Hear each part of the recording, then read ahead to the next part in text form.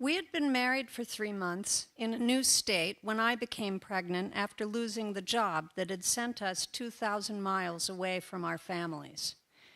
We talked a long time about what to do. My first thought was to have an abortion. I'd had an abortion 10 years earlier, thinking one now could relieve some of the pressure of isolation and failure we both felt. However, the next Monday I was called back to my job, and my husband found work soon after. We hoped to make it. Never were we happy about the pregnancy.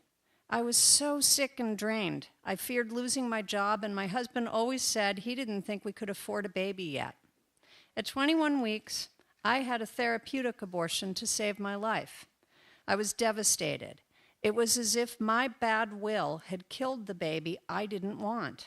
I carried a guilt so deep it ruined my life, not because the baby died, but because I never wanted him. Carrying a baby I didn't want was toxic for me. At 20 weeks, we still hadn't told our families about the baby. We just never felt anything but dread. Then the baby was dead, and I almost died too. Many years later, we had a son. He's the joy of our lives.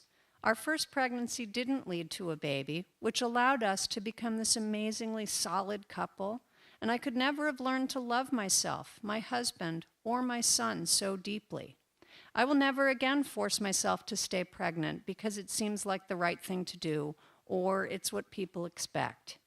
If again I find myself pregnant, and my first thought is abortion, it's because I have no desire to sacrifice my being to grow another person. And I will have an abortion. Emily.